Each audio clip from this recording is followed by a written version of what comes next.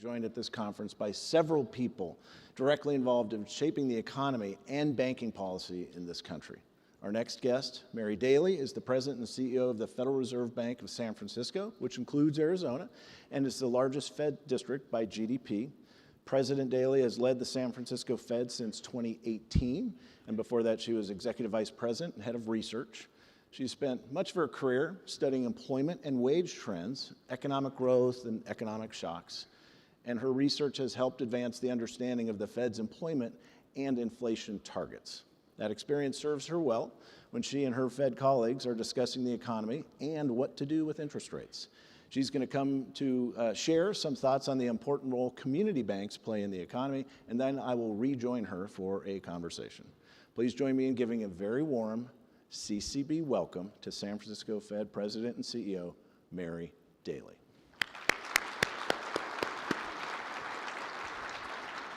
Thank you, Mary. Well, good morning, everyone. It is, and thank you for that great introduction. It is truly a pleasure to be here and to be speaking to so many community bankers at this conference.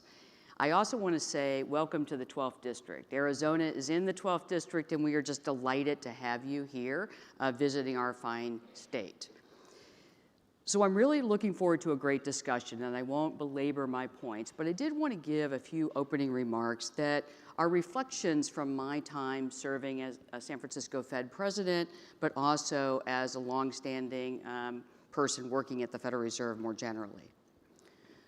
So as presidents of regional Feds, my colleagues and I occupy a quite unique place in the conversation about banking and community banking. We don't have a role in regulatory or supervisory policy, nor do we have a direct role in the execution of those programs. These responsibilities rightly reside with the Board of Governors. But that doesn't mean we don't have insights. Reserve banks house many of the teams that do direct supervision, as you well know. And Reserve Bank presidents spend considerable time talking to bankers and their customers as part of our ongoing economic and community outreach. And all of this gives us perspective on the challenges and opportunities for banks, particularly community banks. Now, as I reflected on these insights that I've learned over a long career and my time as serving as a regional Fed president, so I could be prepared for this conference, a consistent theme emerged that I wanted to highlight. And that is the growing gap between how we talk about community banks as a society, often extolling their virtues, your virtues, and the importance, and the environment we create for community banks through regulatory and supervisory frameworks. In other words, there's a gap. Of course, everyone wants a safe and sound banking system. That's something we've had in the United States for a long time. But we also want a banking system that supports innovation and growth, where banks, businesses, and households of all sizes can thrive. And to do both of those things, and to do them well, takes balance, ensuring that regulatory and supervisory practices match the risks to and the aspirations for our financial system. And this is the subject of my remarks today. But before I go any further, let me remind everyone here that the remarks I make are my own and do not necessarily reflect anyone else in the Federal Reserve System. So let's first think about the landscape of the U.S. banking system. It's one of the most vibrant and diverse in the world. We have more than 4,500 FDIC-insured institutions of varying sizes, geographies, focuses, and footprints. And this creates a rich ecosystem that enables households and businesses to gain access to a broad array of financial services, including credit. Community banks play a crucial role in this ecosystem, supporting almost every geography in the nation. Now, I see countless examples of this in my travels, how community banks are literally woven into the fabric of cities, towns, and neighborhoods across the 12th District and beyond. But you can also see the importance of community banks in the published data that we collect, which consistently shows the outsized role that all of you play in providing essential financial services, particularly to small businesses. Most notably, community banks are there in good times and in more challenging ones. The COVID response is a terrific example. Community banks stepped in to ensure that businesses, new and old, existing customers and new customers as well, received funding from the Paycheck Protection Program. And I could see firsthand in all of our outreach we did during the pandemic that this was an important lifeline for many, many businesses. But acknowledging and celebrating the importance of community banks is not enough to guarantee the future of community banks. We also need a regulatory and supervisory framework that fits the size, complexity, and risk of these institutions. And more we are hearing, I'm hearing personally, but we are hearing generally, that this is not the case. The 2024 CSBS, that was a hard thing to say, CSBS survey of community banks found that concerns over regulatory burden remained elevated and were nearly as high as concerns over the cost of funds. Looking at data, you can see why banks are feeling the pressure. A 2020 FDI study showed that from 2008 to 2019, federal financial regulators issued 157 final rules and programs applying to community banks. And doing the average, that's an average of 1 every 28 days. And all of this adds up to an environment where community banking has become more challenging, become harder. Between increased competition, compressed margins, and the growing cost of complying with regulatory frames, it has become more challenging to become or to stay a community bank. So what do we do? Well, I want to start with how to think about trade-offs in banking regulation. And here I will look through the lens of my training as an economist, sharing lessons that apply to all regulatory frameworks, not just those related to banks. The first thing to know in any regulatory frame that's put out, and this is from a long history of economics research, is that the right answer for a society is usually somewhere in the middle. The range of trade-offs between a lot or a little regulatory oversight fall on a continuum. And on one end, we can let banks, in this case, do whatever you want with no constraints on behavior or risk-taking. In theory, that would spur innovation, encourage competition, and promote at least short-term growth. But it could also impose significant risks on customers, taxpayers, and the broader financial system. So that is typically that endpoint, not the answer. On the other end of the spectrum, we can try to regulate all the risk out of the system.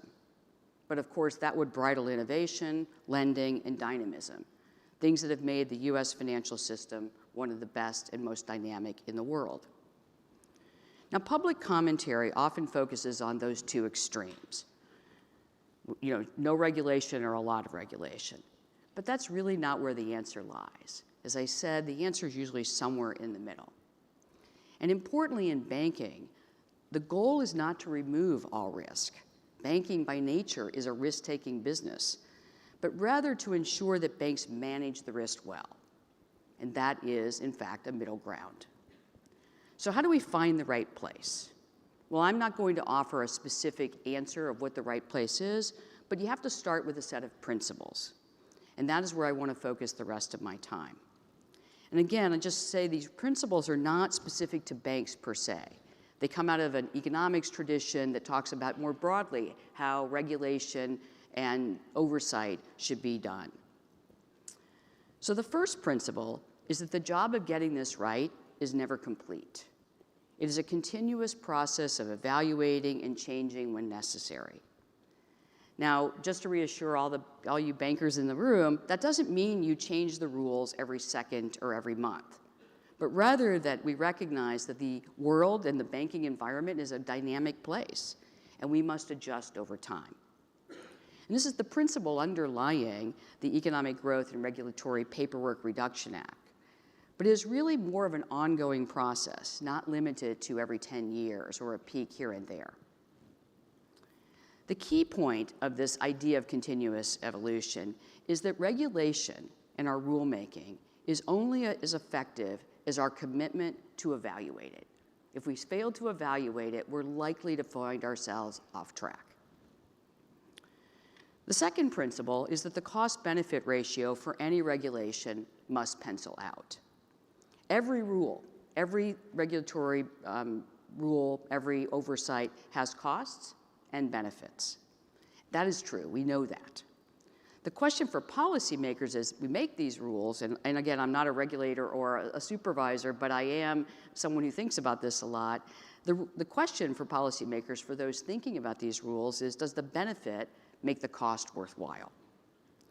And here, and this is really the important point of this principle, is it's very important to look beyond the average.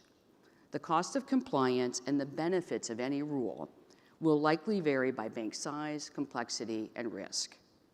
And if you take that heterogeneity into account, you're ensuring that you get the answer you want from the regulation, that the regulatory policy and the actions are applied fairly and appropriately without unduly advantaging or disadvantaging any single institution or group of institutions.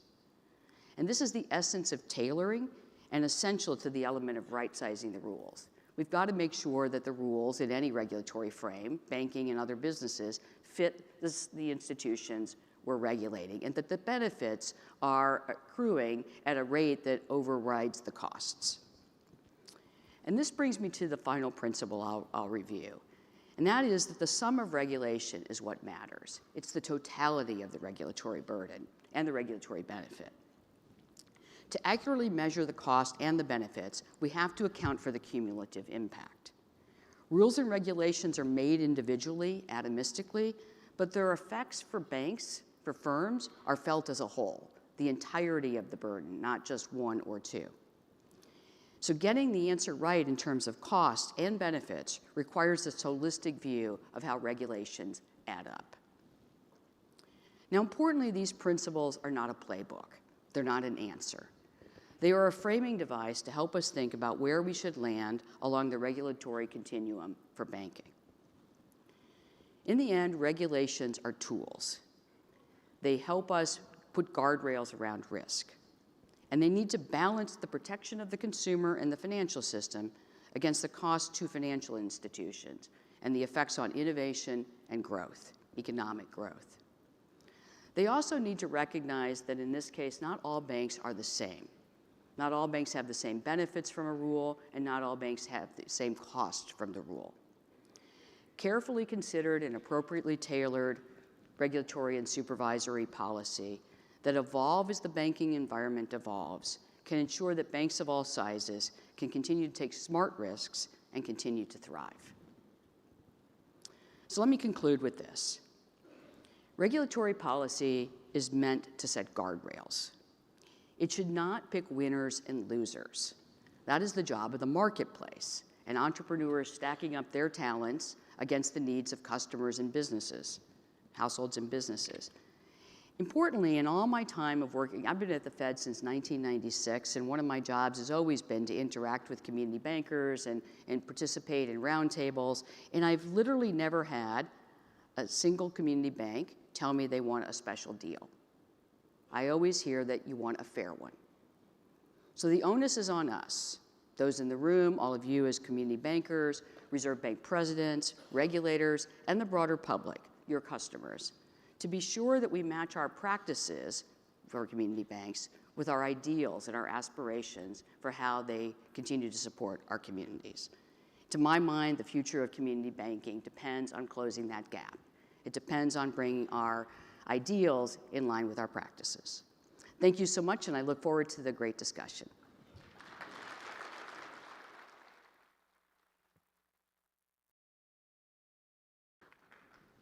Thank you. Thank you. Again. So we've got a lot of territory to cover, but I think I would first react to your speech. I was listening intently behind the stage, and I thought the idea of aligning practices with ideals, right-sizing, tailoring, and preserving and protecting tailoring, which in my opinion over the last several years has been kind of under assault a little bit. I think that was a very important point to surface, and I appreciate you lending and raising your voice to that. Anything else to share on that part of your speech?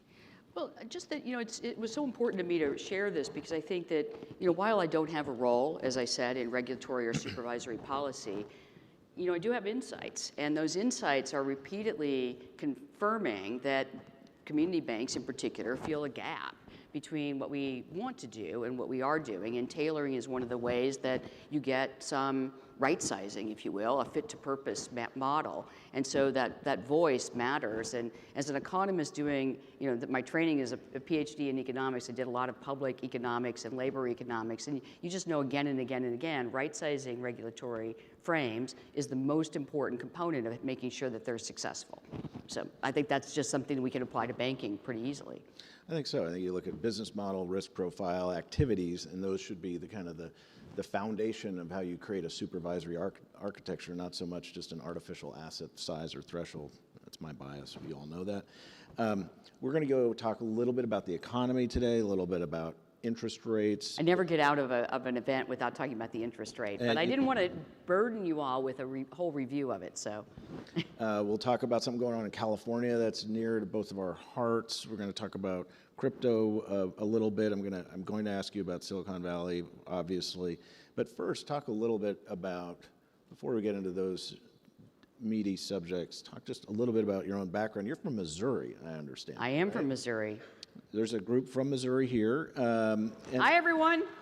I grew up in Baldwin, Missouri, when Baldwin was it was on the border of a rural area. That's how long ago I lived there.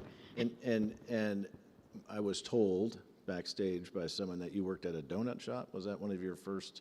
Yes, I had a little bit of a unique journey in my life, and as so many Americans do, I grew up. My family had some economic and health shocks, and I dropped out of high school at 15 to help support my family, and did that. And luckily, though, I met a mentor, and she helped me get a GED, encouraged me to get a GED. And then Betsy's kind of a nudger, so she nudged me to get a GED. I did that because I wanted to be a bus driver. After the donut shop, I thought, well, bus driving is going to be better. I can work during the day and get benefits, part of a union. So I tried to do that. And then she said, well, why don't you go to college? And I went to a semester, and she said, well, you should really go to a 4-year school. And on it goes. And in the university, I fell in love with economics. And it always tied back to, although I didn't know it at the time, you get older, you start reflecting on the ties that have woven your life together. And one of those ties was that I cared deeply about the communities that I had grown up in, where people live so close to the edge that a shock, economic or health, could throw them out of commission altogether, and then people are scrambling. And so the idea that there's some ways to support that in my role as a policymaker and as an economist, and honestly, community banks. One of the things I saw again and again is I lived in an area where it was very subject to economic shocks, whether they were ag shocks or manufacturing shocks, et cetera. And shocks is just a way for economists to say something unexpected happens that leaves you unprepared for your, not able to do the same thing you were doing. And community banks were always there.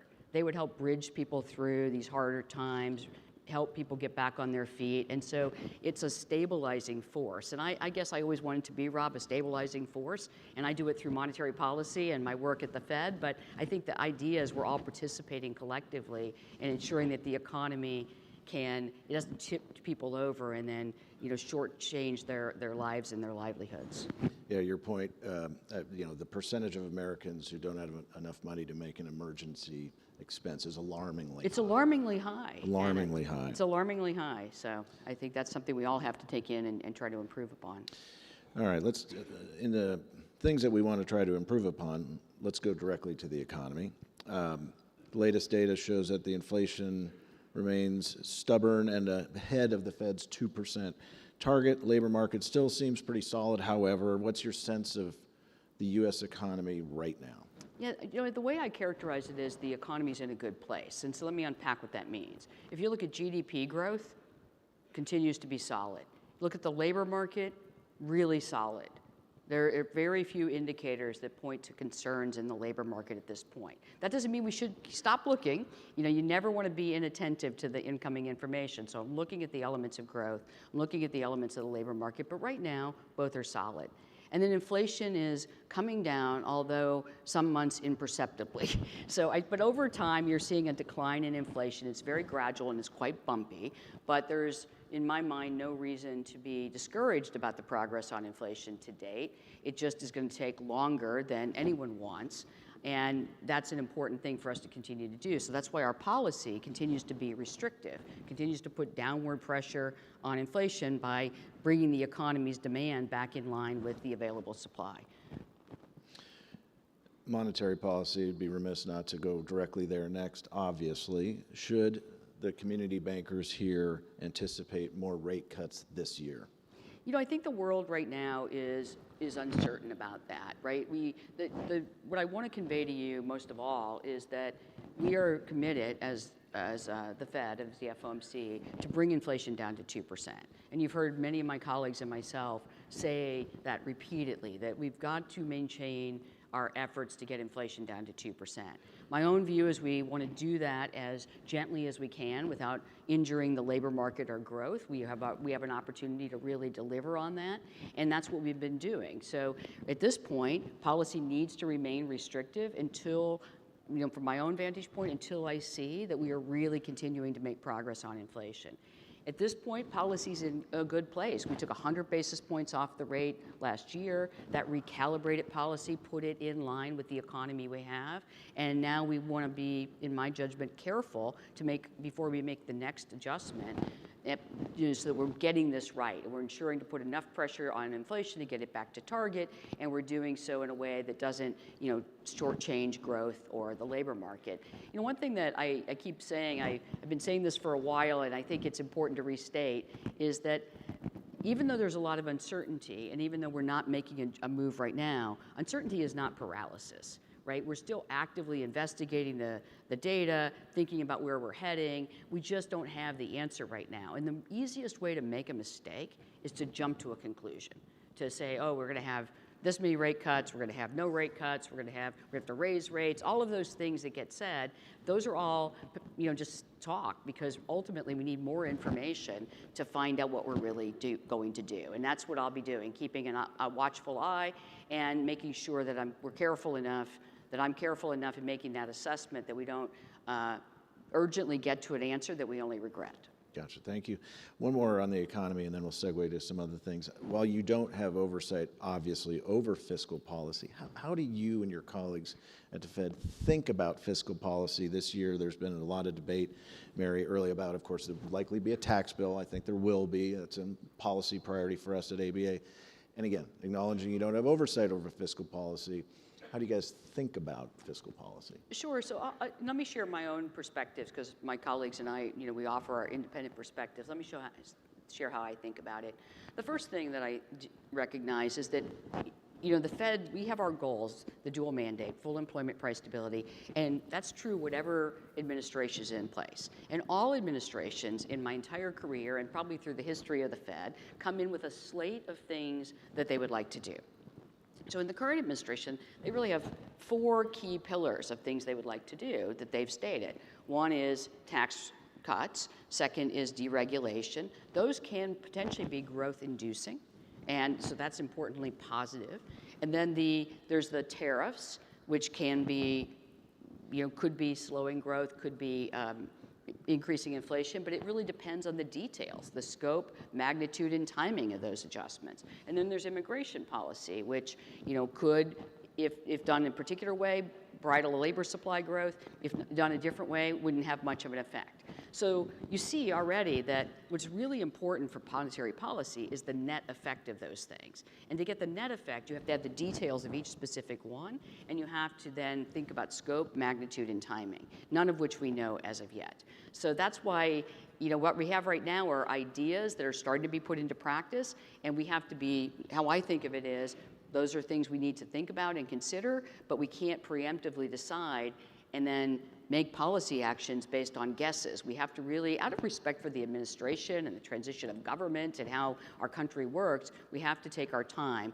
Now, you might say, well, couldn't we get behind? So I'm going to preempt that question and just say, policy is in a very good place, and we can easily move with what we have. We also have our tools of communication and forward guidance, and the research all tells us that monetary policy remains a powerful tool. One of the ways it's powerful is all of you lend with rates depending on the policy change. So we have power once we have more details. To use that power in advance is likely to end in a mistake.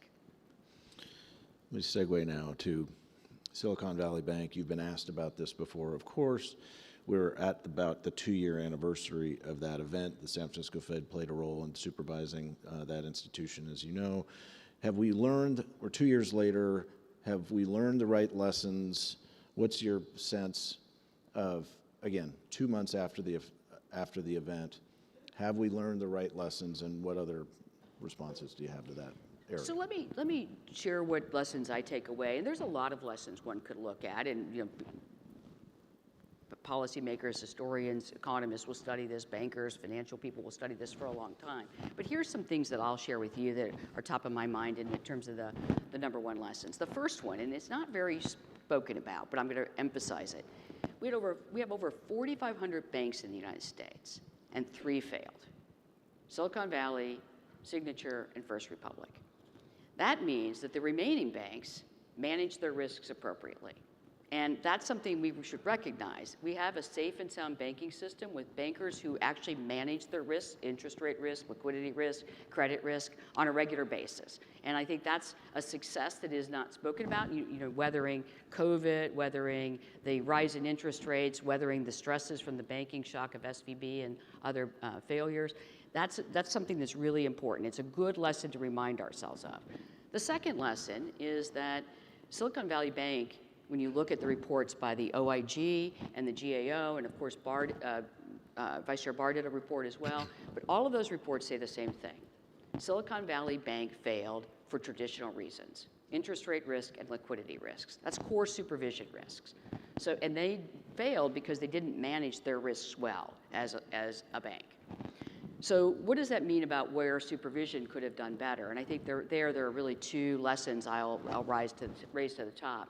One is that when earnest people are doing their work against a playbook, then you have to ask, how does the playbook change?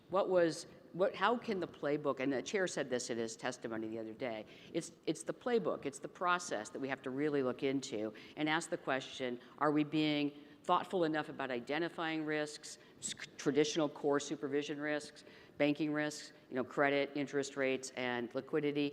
Are we being aggressive enough or urgent enough in identifying those risks and getting them there? And that brings me to the second observation: culture. And again, that was identified in all 3 of the reviews and ex post reports, that the culture has to be more thoughtful. I think of it this way, or urgent. See something, say something, and then do something. And there's a production chain between see something, and you've got to have people, even if they're relatively new, raise their hand and say, I see this. And then have someone, so they have to say something. Once they say something, you have to do something. And that do something can be leaders with lots of experience or people at the point of the spear of decision making can say, yes, we see that, but we're not going to treat it because there's other mitigating factors, or we're going to get right on that. But that chain was too slow, and there wasn't enough raising hands to say something once it was seen, and then once it was seen, there wasn't, and somebody said something, there wasn't enough doing. And I think that is just the accountability is there in individuals, but it has to be there in the process. As leaders, I'm sure you share, I would think you share the same view I have. When something that earnest people try to do doesn't work the way we want, you can look back to process, culture, the way that you do a play, how you think about your frame, and that's the lesson. The final lesson I'll talk about is really about what went on specifically that we all have to learn for the future. There's 2 things that I really think are important, and banks, if you look at the uninsured deposits, have already learned this. We came into SVB, and this was true, global standards, et cetera, thinking that uninsured deposits were only slightly less sticky than insured deposits. But that turned out not to be true. And so thinking about those having different weights and not relying so much on them, or contingencies, if you do rely on them, contingency funding plans, that's important. The second thing is, we've ordinarily, I mean, you can look at any supervision playbook for forever, and you see that concentration risk is something to focus on. But we don't think of concentration risk as easily in networks. So Silicon Valley Bank had different industries, but their industries were all connected through the venture capital network. And that network, one person has a confidence scare, and everybody with that has the confidence scare. And a good old-fashioned run, not so good, happens in a day or 4 hours, depending on who you talk to, as opposed to over a longer period of time. So I think those are key takeaways that I would get from Silicon Valley Bank. Yeah, I think I'd add to that too, in addition to the, what happened at the bank and the supervisory components. I think another, at least debate it sparked, not just at ABA, but across the country, is whether or not our nation's deposit insurance system should be modernized or should be kept the way it is. So that's another thing. Yeah, that's FDIC did a white paper on this some time back, and I think revisiting that white paper and having, I'm not a decider on that, but clearly, as I said in my speech, regulation's only as good as the continual assessment, and if we collectively decide, and by we I mean as a society, that it's right, well, at least we've reviewed it. Right. But not reviewing it, and I think is not effective. Let me agree. Let me turn to something close to home for you and for many of the Californians in the room, and that's the devastating fires in the LA area. What's your sense of the economic impact from the fires and the recovery effort to come?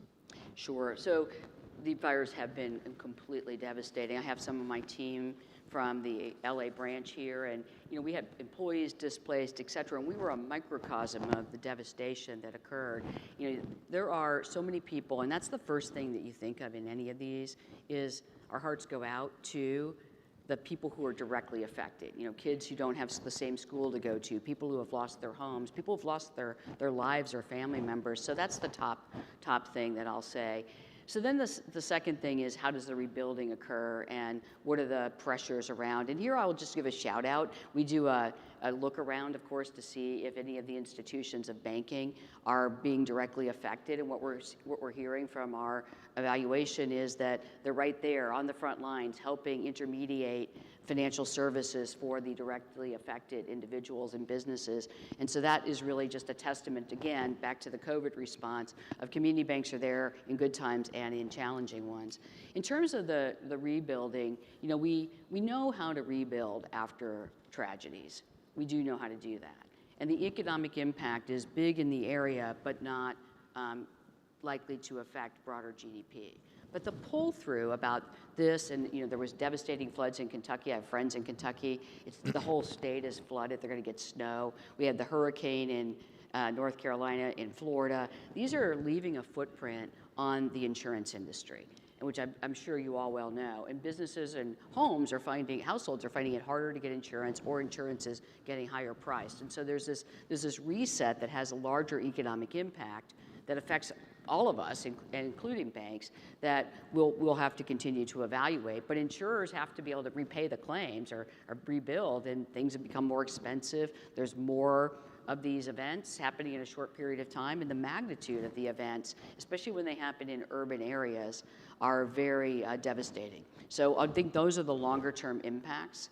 The other thing that I always think about is when there's a big event like this, it usually displaces a large chunk of the population. So that might happen in LA, certainly happened in North Carolina, has happened, the one that everybody remembers is Katrina, but it happens in other places, not just in Katrina. It happens as we go.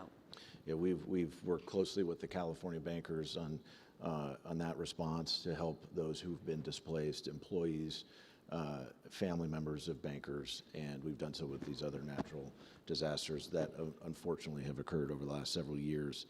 Thank you for that answer. I want to segue now to a hot topic in Washington, and I'm not going to ask you to comment on any of the specific legislative ideas around crypto and digital assets, but clearly there's going to be a supervisory architecture over crypto, which I think is a good thing.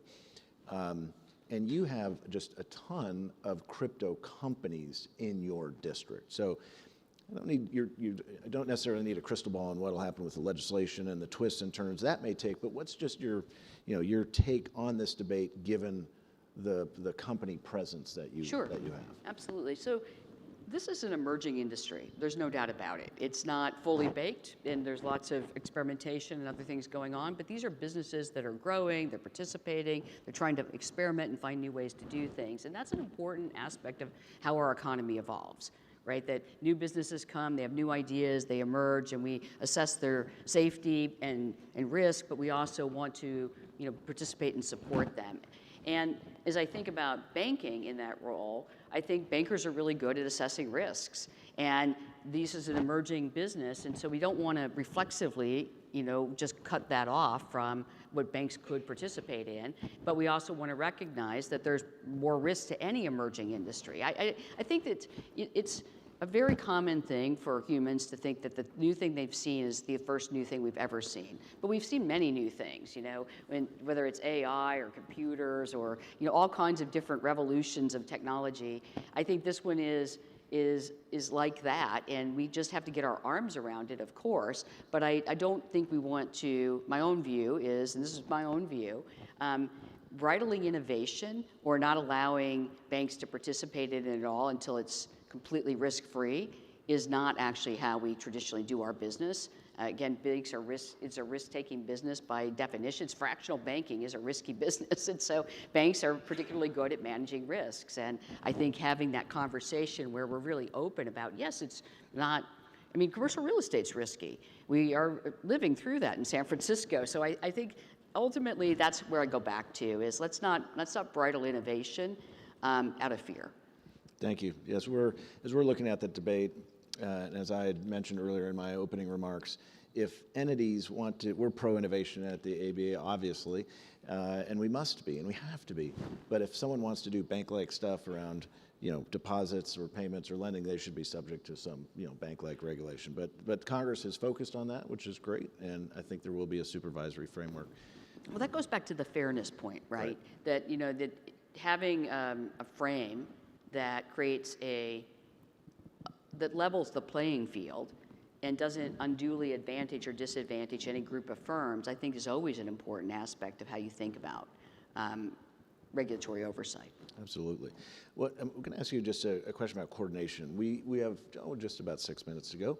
It goes fast with you. It does. Well, your answers have been really, really interesting. Thank you. So the CSBS is an entity we work very closely with at the ABA. Talk a little bit about coordinating with the state bank supervisory entities. Again, important partners and stakeholders for us. You guys at the San Francisco Fed must work with them. Talk a little bit about that. Absolutely. And I think that one of the lessons that I've learned over my time in the Fed is that any firm does better when the oversight groups talk to each other and coordinate and are in at least alignment. If they disagree, they sort it with themselves, not just with the bank. Otherwise, or any firm, because otherwise you're trying to play, if you're a firm, you're playing kind of whack-a-mole. You're looking here and then somebody else tells you this thing, and that usually is not cost effective. It doesn't lead to effective and efficient outcomes. So our teams and teams across the country obviously talk with the state banking regulators regularly, also the other regulatory bodies, to ensure that they're gaining more alignment and more collaboration. They don't always agree, and I think that's a healthy thing because more people disagreeing and debating, it can help us, but it has to be a coordinated disagreement and debate. Of course, if you're in the room, I'm sure you're thinking there's a lot more they could do. So I acknowledge that this is a journey, not a destination, and more could be done, and we could always get better at it, but I think that the main principle I would take from this is absolutely these conversations have to take place, and more of them as opposed to fewer of them is better, both for the banks and for ourselves. We learn by talking to each other. So final two questions. I want to go back to community banks. So one is we've seen, a meager amount, an amount too small of new bank formation, de novo banks. Under Yelena McWilliams, who was the FDIC chair 3 ago, she had taken steps to make it easier to create new banks in terms of the amount of capital needed, the paperwork process, streamlining it, trying to make it easier, more efficient, more effective. Those were steps we applauded. We thought those were good things to do. Do you have a take on the importance of new bank formation, and should we, as a nation, say that should be a policy priority an outcome that we want to achieve and see happen? So, because this is where it's always a little bit awkward because I don't have any authority over these things, and so I don't want to weigh in on decisions that are the people who have been given that authority make. But let me take a different lens and say, the question to ask is, why is there so little de novo banking, right? And when you see so little, it's usually because there's some barrier to entry. And as an economist, I don't like barriers to entry. You want if nobody wants to go into banking, that's okay, right? Because then you say, well, nobody's interested. But if people are interested and can't get in, that's a barrier. And barriers usually end up in misallocations and inefficient outcomes for society and the economy. So I think that's how I would start as an economist is there's very, very little of this activity. That seems different well, it is different, doesn't seem different. That's very different than other sectors where there's a lot of new business formation and dynamism in those. Some fail, businesses, not banks. We don't talk about bank failures. Some fail, some come in, but there's that constant dynamism and it meets the economy we have and the one we want to have. So that's where I would go, and whether it's a policy that we go after or just we remove barriers so that people naturally go into it and do it, then I think it has to be a priority to focus on. Super. One more from me, and then I'll give you the last word too, in case there's something I didn't put to you. But back to regulation, because you talked about this in your speech, but I don't want to put words in your mouth. But so I'll ask you the question. Many of the community bank leaders in this room have felt overwhelmed, frustrated with what I've dubbed this tsunami of regulation that's impacting their business model and making it harder for them to serve their customers, clients, and communities. We think it is time for that regulatory pendulum to swing back into something a little more fair, more balanced, a little more thoughtful. Is that, would you say that's a fair statement that you would agree with? Okay, so now you're going to watch the magical way that I'm going to navigate this. So I think I've said it enough. I don't have any authority on these things, but let me say this. One of the things I do as an economist and a policymaker and a leader is when I hear something a lot, I look for supporting evidence that says, yeah, there's something there. And so in my speech, I talked about the survey that you all did that puts regulatory burden up there with cost of funds. And then I looked at the FDIC report from 2020, which isn't even fully updated. And when you think that there's one new rule every 28 days, and they're not scored in a totality of the burden, they're scored as individual cost-benefit burdens and maybe not even tailored as much as you would like, well, then you can start to say that there's evidence for the call.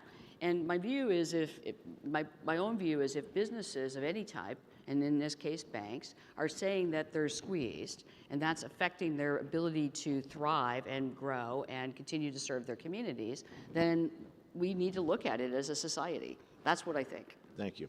All right, the final minute.